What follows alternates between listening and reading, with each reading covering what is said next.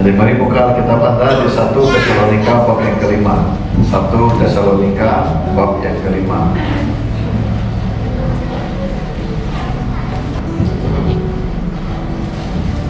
Oke, sudah jumpa kata amin? Alright. Ulang apa yang saya baca dari ayat 16 sampai ke 18. Bersukacitalah senantiasa. Tetaplah berdoa. Mengucap syukurlah dalam segala hal. Sebab itulah yang dikehendaki Allah di dalam Kristus Yesus bagi kamu. Kata amin. Praise the Lord. Praise the Lord. Jadi di sini kita lihat, bersukacitalah senantiasa, tetaplah berdoa, mengucap syukur dalam segala hal. Sebab itulah yang dikehendaki Allah di dalam Kristus Yesus bagi kamu.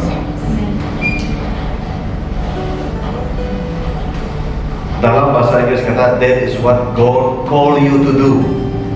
Kalau kamu refer kepada yang bahasa Inggris, ia akan kamu dengar sebagai calling kita. Tuhan panggil kita. Banyak kita kata kita tunggu panggilan. Sekarang Tuhan sudah panggil kamu untuk bersukacita, tetaplah berdoa dan bersyukur. This is the basic thing. Kata amin. Haleluya.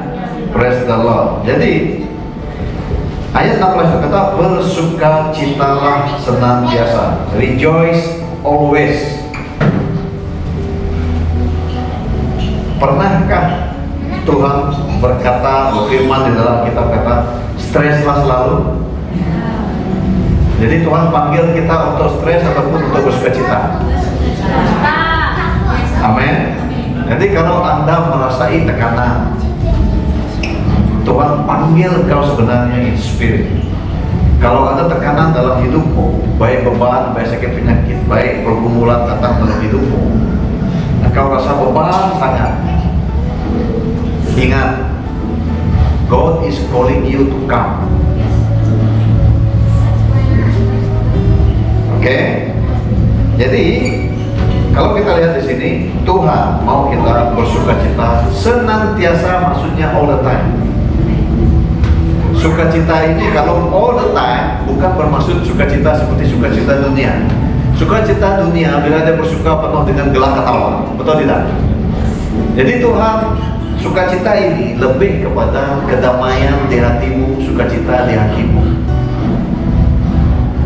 Di waktu keadaan kau rasa baikkah tidak baikkah, tetapi sukacita itu dapat membuatkan Tuhan bekerja dalam hidupmu, mengharungi segala pergumulan. Kata amin. Ya. So now, semua kita percaya bahwa kita kena lalui masa-masa yang sukar, betul? Kita kena menghadapi hard times dalam kehidupan. Jadi mungkin ada persoalan di hatimu berkata, bagaimana mau bersukacita? Bagaimana mau bersukacita kalau kita dalam hard times, betul tidak? Kalau kita dalam konflik, kita dalam kesusahan, bagaimana kita mau bersukacita? Pernah terpikirkan ini? Pernah kan? Ya. Jadi kalau hari ini kau tanya soalan itu kepada Tuhan, apa jawaban Tuhan? Bersukacita. Dan kita merasa susah mau bersukacita, kita mau menikmati stres itu.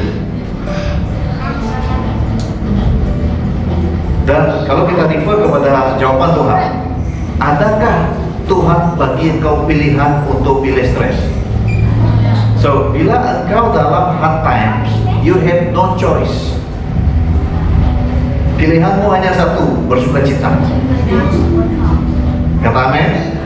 Dan kalau kau kata macam mana aku mau bersukacita Tuhan, maksudnya kau tolak maksud Tuhan dalam firman ini. Kau melawan Tuhan. Kau belum melembutkan hatimu.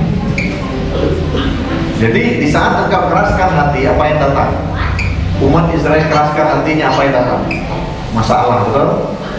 So you create more trouble bila engkau semakin jauh dari Tuhan. Oleh itu bila kau dekat Tuhan, the more stress come to you, the more you overcome it dengan sukacita di dalam Tuhan. Sebab itu jawabannya. Paham kata amin? Paham tidak? Jawaban. Kalau orang kata sholat bagi sholat. Kalau telur ayam menetas dia jadi apa? Mestilah jadi anak ayam, betul tidak? Tapi kau tak mau lah Tuhan. Saya mungkin mau stres, saya mau dia jadi anak kucing. You can think anything you want. Tak tahu orang boleh halang kamu, tapi reality keluar tetap jadi anak ayam.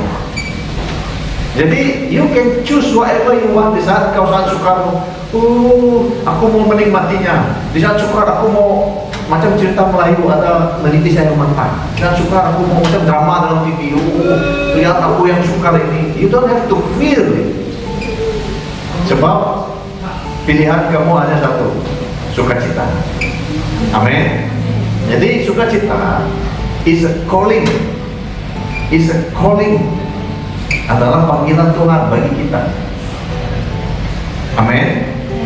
Di saat sukarmu, Tuhan tidak panggil engkau untuk stres, tapi Anda bersukacita. Karena stres akan membawa lebih banyak condemnation to your life. Lebih banyak karena engkau keraskan hatimu. Tetapi di saat engkau rejoice di dalam Tuhan, bersukacita di dalam Tuhan, engkau akan dipimpin Roh Kudus untuk mendalami isi hati Tuhan dan lebih rapat dengan Tuhan. Kata amin. Haleluya. Oke, jadi kalau Anda tidak dapat bersukacita di dalam Tuhan karena Anda dipengaruhi oleh situasi, mau tak mau engkau kena rendahkan hatimu. Mau tak mau engkau kena put down your ego, bersukacita. Kalau tidak, kau tak akan dapat masuk ke ayat seterusnya, yaitu berdoa. Kalau hatimu tidak mengalami sukacita di dalam Tuhan, bermaksud engkau belum bersedia untuk encounter lebih dalam di dalam Roh. Amin. Praise the Lord. Oke. Jadi kalau Anda perhatikan dengan betul di sini, kau tak dapat menyelesaikan segala masalah pun yang ada dalam hidupmu dengan kekuatanmu sendiri. Sebab sudah terbukti di dunia ini, sejak kita hidup sampai sekarang, kita mengalami banyak masalah. Kita selesaikan banyak masalah dari dulu sampai sekarang. Banyak masalah dari kita kecil sampai sekarang. Kita memang menghadapi masalah dan kita selesai. Sehingga umur kita semakin dewasa ini pun masih ada masalah yang perlu kita selesai. Tapi bila kita selesaikan masalah, apa yang di dalam hidup kita? It doesn't mean that engkau dilahirkan untuk mencipta masalah dan menyelesaikan masalah itu. Bukan bermaksud kau akan become somebody, tetapi kau akan become somebody bila engkau tahu kemana arah tujumu. Paham tidak? Di dunia ini ada banyak masalah. Kalau kita tidak ada tujuan hidup, kita lahir, kita tinggal. Contoh kalau kita tinggal di kampung, kita mau makan, kita tanam, kita makan. Tak ada apa mau dibuat tidur. Oke, ada masalah datang, sakit perut, pergi ke tandas, tunggu buat seperti itu setiap hari, besok siang malam tidur. Tak ada tujuan hidup. Kemana engkau akan pergi? Memang kau menyelesaikan masalahmu juga setiap hari, betul tidak? Tapi kemana arah tujumu? Tidak ada. Jadi bila kita hidup in spiritual, are you in the process? Rohmu menuju ke surga. Sekarang ini sudah dikatakan end times. Rohmu menuju ke mana? So, kalau engkau turun kerja, engkau selesai masalah tempat kerja, selesai masalah di rumah, selesai masalah ini, kau coba buat tanggung jawabmu dengan kekuatanmu sendiri. Kau seperti yang contohnya tadi, 10 tahun, 20 tahun, what happened to you? Tuhan lihat kau masih sama. Sebab you don't have journey with Him. We must have journey to God. Amin. Nah, kita harus melihat kehidupan ini adalah satu perjalanan untuk kita bersama Tuhan dan berakhir dengan Tuhan. Amin. Oke. Jadi di waktu kita berjalan bersama Tuhan, perjalanan kita untuk bersama Tuhan dan hidup bersama Tuhan in the future, sekarang bermula sekarang ini, itu yang terjadi di alam roh, di mana kita tidak lihat di alam fisikal. Roh kita menuju kepada Tuhan, roh kita menuju ke surga. Jadi kalau kita tidak lihat itu, sebab kita memang tidak all the time melihat perkara-perkara roh dengan mata fisikal, tapi engkau tahu kemana arah tujumu dalam roh. So dalam roh, rohmu sudah menuju ke surga bersama Tuhan. Dan iblis datang untuk bawa berbagai masalah dalam hidupmu supaya engkau hilang fokus, engkau fokus kepada masalah itu. Nah, perjalananmu terhenti bersama Tuhan. Oke? Jadi Yesus kata apa? Yesus kata, fokuskan pikiran dan hatimu ke atas, maksudnya kepada Dia, supaya perjalananmu jangan terhenti. Di saat problem datang, fokus, Yesus ada, Yesus akan menyertaiku, aku terus berjalan bersama Dia. Di saat kesukaran datang, di saat beban berat datang, Yesus ada, aku bersamamu Yesus, aku ingat janjimu, kau kata kau takkan tinggalkan aku bersamamu. You lalui saja. Sebab selagi engkau bernyawa, selagi engkau fokus kepada Yesus, jalan yang engkau lalui benar. Amin. Nampak paham? Jadi jangan engkau lari dari Yesus hanya karena perkara-perkara yang terjadi dalam hidupmu. Amin. Jadi bila Anda ikut Tuhan, sebut ikut Tuhan. Oke. Bila namanya ikut Tuhan, siapa perlu berubah? Tuhan kan kita. The problem is banyak orang Kristen mau Tuhan berubah. Tuhan kenapa kau tak begini? Tuhan kenapa kau tak ini? You know why? Banyak orang Kristen mau Tuhan berubah. Bukan orang Kristen itu mau berubah sendiri. Oke? Jadi ada orang bodoh, Tuhan banyaknya masalah kau bagi saya. Kenapa kau tak kena masalah? Aku pula yang kena. Ada sampai begitu. Ada yang menyalahkan Tuhan. Tuhan kau tak paham. Bisnis ini kena buat begini. Sekali-sekala boleh tipu orang. Tuhan kau tak paham situasi saya ini. Saya yang berkawin dengan suami saya ini, kamu tak paham Tuhan. Makanya dia. Contoh seperti itu. Ya, Tuhan kau tak paham. Banyak orang Kristen sering merasai Tuhan tidak paham. Percaya tidak? Ramai kayak seperti ini ya. Sekarang mungkin kamu susah mau dengar sebab kamu bergaul dengan orang-orang yang luar biasa.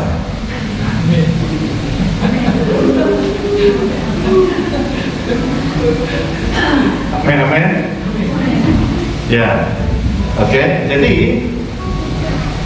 bila kita tidak dapat bersukacita di dalam Tuhan, kita akan makan umpan roh jahat. Dia lihat jalan kita sudah lurus, dia mau kita U-turn ataupun ke kiri ke kanan. Tapi Tuhan kata, yang penting engkau pusatkan pikiran kepada Dia. Kau lalui saja kiri kanan, apakah iblis cuma cakap, kau dengan Dia, kau tetap selamat.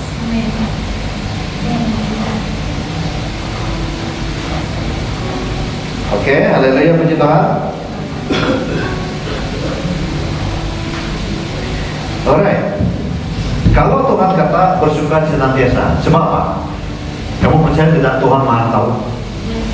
Tuhan tahu apa jadi sebenarnya dengan hidup kita. Di dunia ini manusia banyak mencari pertolongan Tuhan. Bila Yesus kata, aku datang balik ke surga, tetapi aku akan hantar penolong, yaitu Roh Kudus, betul tidak?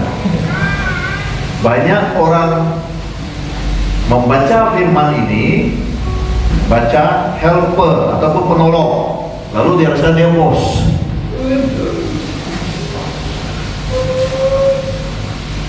Oke, dia rasa dia bos, Roh Kudus menolong dia. It's different. Oke, Roh Kudus datang untuk tolong kau lihat apa yang kau tak tahu. Roh Kudus datang tolong perbetulkan pikiran kita yang tak betul. Amin. Bukan jadi penolongmu sehingga kau boleh pergi arahan dengan dia. Oke, jadi kesilapan demi kesilapan membuatkan manusia lalai dan jauh dari Tuhan sampai menyalahkan Tuhan. Amin. Praise the Lord. Jadi bila kita tahu bahwa hidup ini adalah perjalanan dengan Tuhan,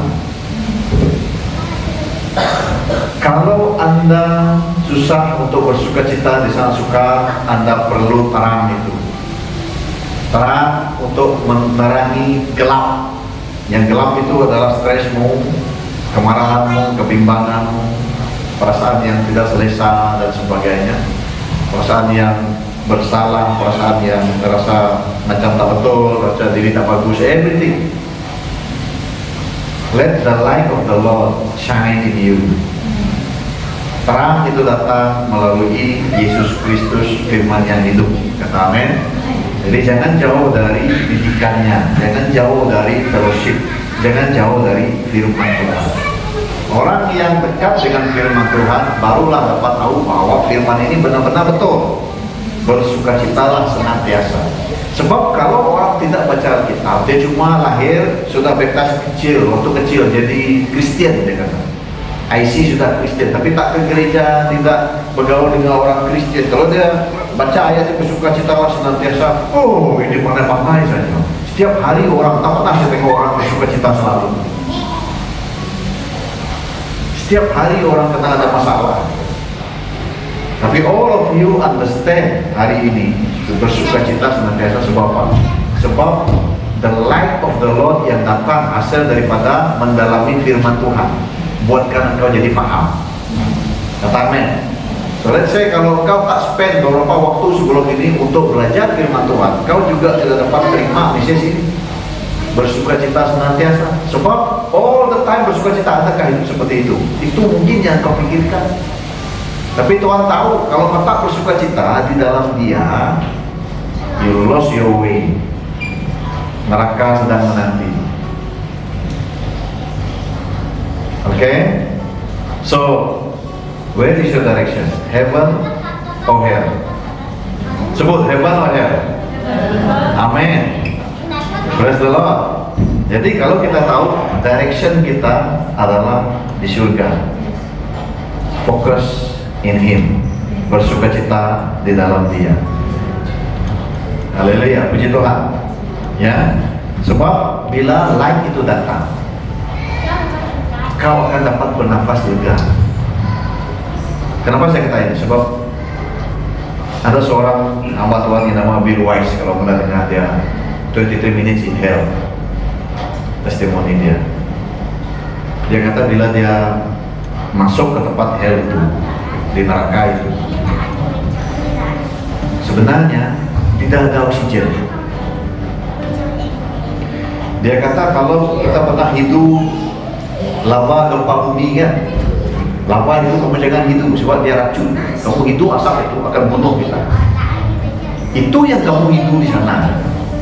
Tak ada oksigen, hidup itu dan kau akan kesesakan nafas.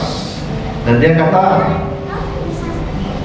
manusia di dunia boleh mengeluh kalau dia hidungnya sumbat, mau tidur malam. Tak dapat tidur, kalau hidung tersumbat, flu dan sebagainya, tak dapat tidur. Tapi di sana dia mau bernafas, tak dapat. Tekan diri, harapan. Dan perkara itu terjadi all the time. Keselesaan tidak ada. Jadi sangat sengsara betul-betul. Dan kepanasan itu tidak dapat ditandingi lagi. Padahal sangat panas everything. So bila dia masuk ke tempat itu dia sudah tahu apa mau dibuat. Belum lagi sampai tempat di mana diseksa oleh roh di sana. Ya, ada yang dia lihat jauh di tempat, dia lihat orang-orang Kristen badannya penuh dengan ulat.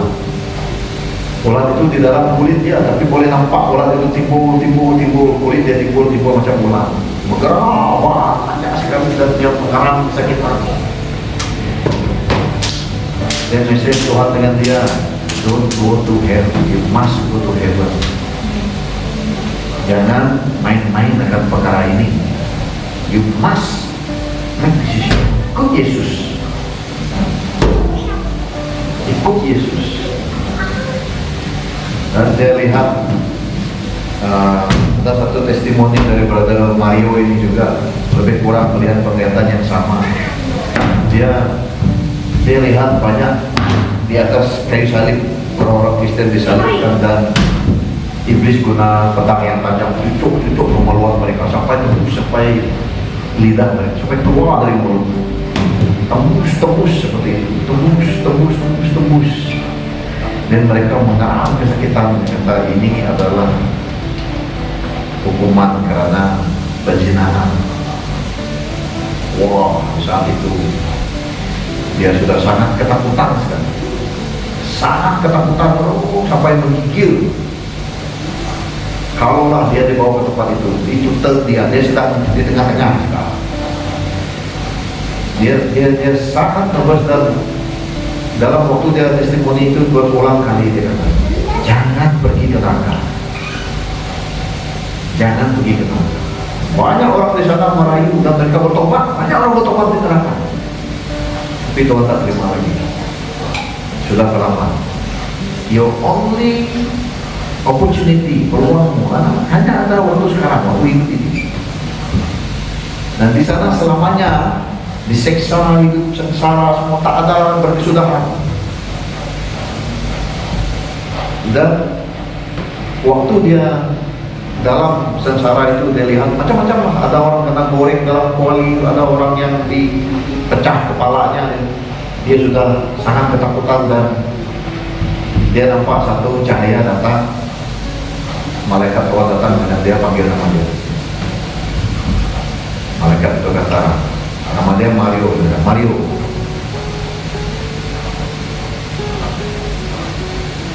Kamu tahu kenapa kamu di sini? Kita tak tahu. Malaikat bertanya dia, siapa Tuhan kamu? Dia tak tahu.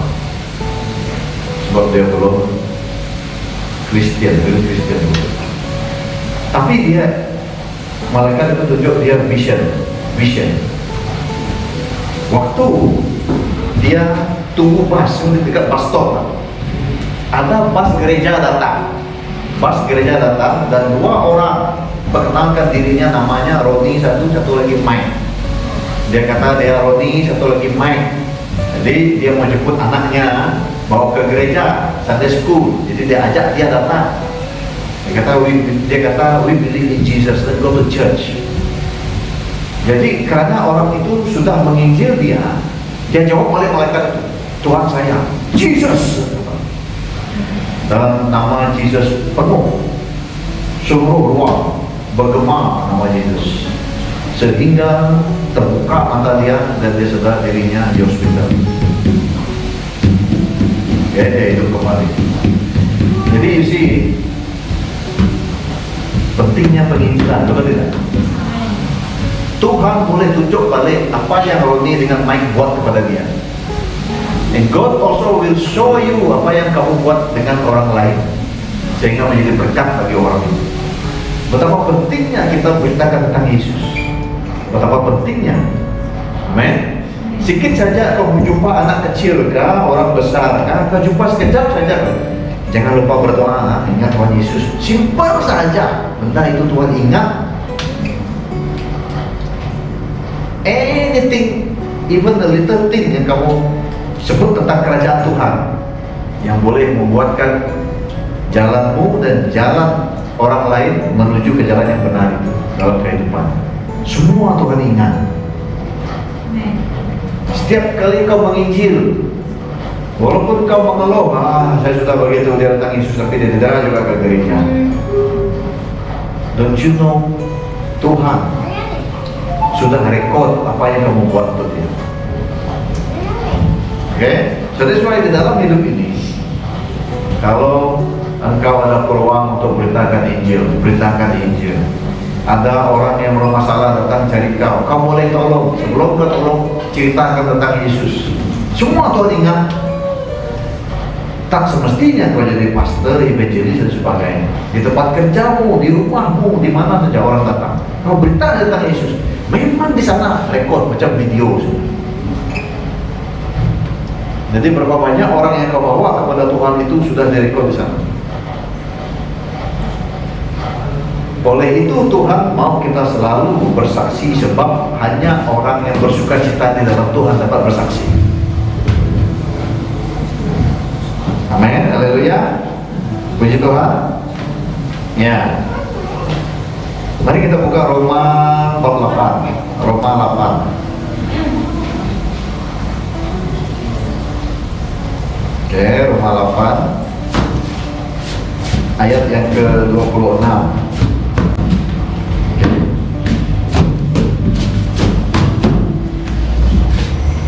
Ayat 26 saya baca ya. Demikian juga Roh membantu kita dalam kelemahan kita, sebab kita tidak tahu bagaimana sebenarnya harus berdoa, tetapi Roh sendiri berdoa untuk kita kepada Allah dengan keluhan-keluhan yang tidak terucapkan. Kata amin. Sebut amin.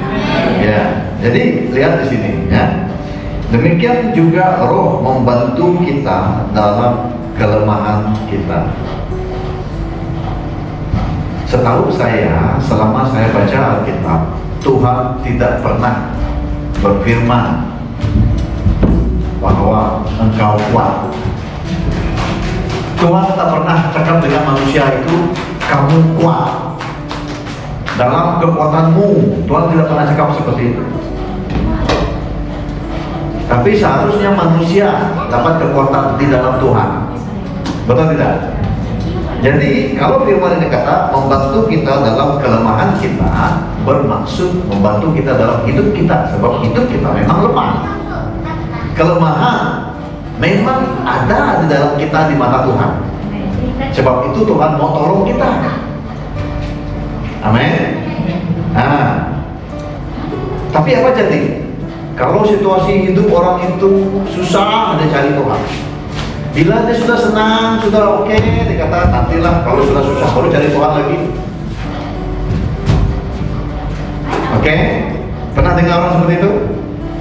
Ya, waktu susah dia cari Tuhan. Waktu dia sudah diberkati, dia tunggulah nanti susah baru cari Tuhan lagi. Sebab dia sudah senang. Pernah dengar seperti itu? Ya, sedang berterusan cari Tuhan. Apa jawaban Tuhan untuk orang seperti ini? Ya.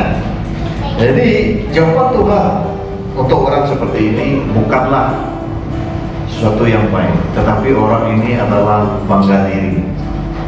Sebab apa? Sebab bila kau tak cari Tuhan, kau pikir dirimu kuat dan kau tak perlu Tuhan. Oke? Di saat engkau rasa dirimu kuat dan kau tak perlu Tuhan, sebenarnya di saat itu kau mengundang kehancuran. Sebab Tuhan tak pernah kata kau kuat. Siapa yang ajar kau kuat? Nah, kita tak ajar kita yang engkau kuat. Kita cuma kuat di dalam Tuhan. Tuhan yang kuat. Tak pernah Yesus begitu. Ibu cakap dengan muridnya, kau seorang yang kuat, kau seorang yang beriman, kau hebat. Tak pernah. Yesus kata berdoalah, betul tidak? Yesus kata teguhkan hatimu, betul tidak? Ya. Jadi kalau engkau tak mau cari Tuhan, engkau sebenarnya bangga diri. And your name is not in heaven. Kau tak usah, banyak doa, hari semalam pun sudah doa. takkan hari-hari jadi Tuhan. You in trouble. If anything happen to you, I sure you go to heaven. Oke? Jadi baik apapun, jangan pernah rasa dirimu kuat di depan Tuhan. Kau cuma tahu bahwa kau kuat mengalahkan roh jahat karena Tuhan. Amin. Nah, jadi jangan pernah merasa dirimu sudah kuat. Ada juga orang kata dia berdoa setiap hari. Puji Tuhan. Pernah tak kamu rasa dalam kehidupan kamu, mungkin kamu pernah rasa bila ada waktu kamu berdoa kan? Bila kamu berdoa kamu rasa macam tak ada apa-apa mau doakan. Pernah rasa seperti itu? Bila kamu berdoa kamu rasa macam tak ada apa-apa lagi yang kamu perlu minta dari Tuhan. Tuhan semua sudah cukup. Terima kasih Tuhan. Tak ada apa-apa saya minta daripada. Pernah rasa seperti itu? Sebenarnya kalau Anda sampai tahap itu, kata, yang penting saya berdoa, saya tak minta apa-apa dari Tuhan, semua sudah cukup, saya bisa. Pernah kamu dengar Daud, Musa berdoa seperti itu? Tuhan saya tak perlu apa-apa, semua sudah cukup. Pernah? Tak ada. Tapi kenapa Anda dan kita semua ini kadang-kadang kita doa, kita tak tahu apa yang kita minta. Kita rasa macam sudah cukup. Mungkin Anda kata, oh karena saya bersyukur. Tapi saya beritahu Anda, kalau Anda berdoa sehingga Anda tak tahu mau minta apa, kamu tahu apa jawabannya? Jawabannya adalah ada kemalasan dalam pelayanan. Oke? Ada kemalasan dalam pelayanan. Kau boleh minta hikmat dari Tuhan, ataupun kau cuma mau Tuhan berkat hidupmu baik cukup, jangan lebih-lebih. Seperti itu. Oke? Alright? Tapi setiap hamba Tuhan yang dipakai Tuhan dalam kitab ini, mereka tak pernah doa seperti itu. Karena mereka tidak mau begitu Tuhan bahwa mereka malas. Kalau kau di rumah, let's say kalau kau sudah pencet, tak ada kerja, perlu di rumah saja makan gaji pencet, dan kata saya sudah doa dan tak ada apa-apa saya minta. Oke? Katanya lah Tuhan minta hikmat. What can you do dengan kota yang kau tinggal itu? Kalau kau tinggal di Kucing, Miri, Sibu, kau tinggal di rumah, apa kau boleh buat? Apa kau boleh mulakan untuk Tuhan? Since kau sudah pencet, kau boleh buka Bible study di rumah. Tak ada orang, mula dengan istrimu atau anakmu. Lepas itu mana yang berkembang.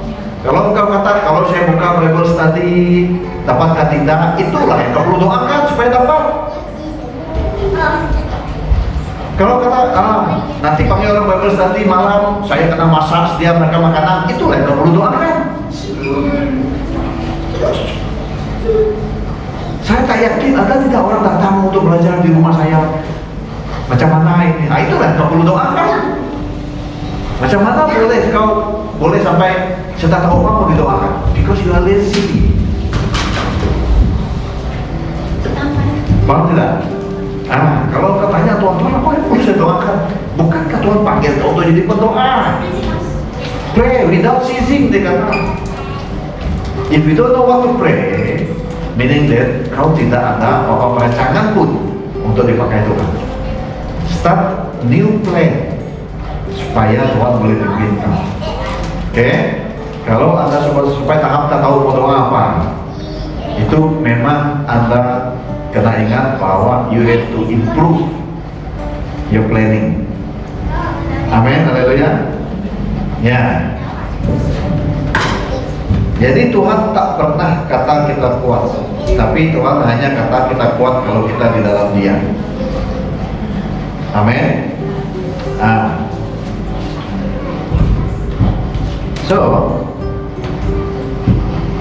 bila kita di saat lemah, Roh Kudus datang dalam hidup kita. in spiritual, dalam roh. Roh Kudus datang, Roh Kudus datang. Tapi now dia datang karena melalui seal, apa seal? Tirai atau perisai, apa? Tutup. Materai. Roh Kudus datang dalam hidupmu. Dia kena melintasi seal itu, materai ataupun tirai, apakah? Pintu kan, belum melalui pintu itu. Dan apakah pintu itu? Pintu itu adalah pintu kepada jiwamu.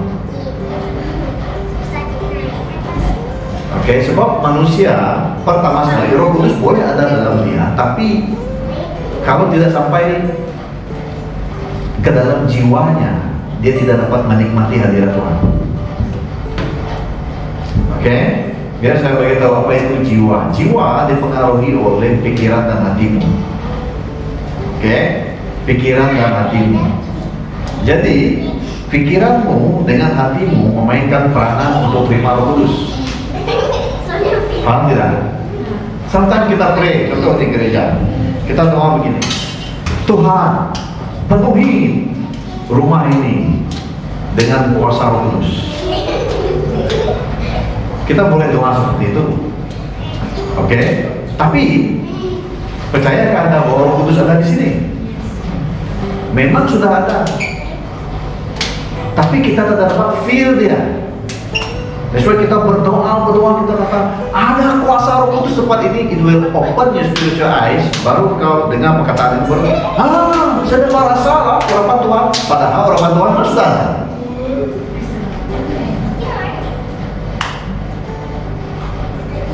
Amen. It's just that you yang block dari jiwamu. Karena kita perlu mau feeling. Sebenarnya urapannya memang sudah ada. Paham pertama? Ya, contoh dia seperti orang yang baru jadi orang Kristen, dia kata, Tuhan di mana kau? Tuhan tolonglah datang ke sini. Tuhan memang ada. Tapi karena dia tidak rasa Tuhan ada, so your feeling become seal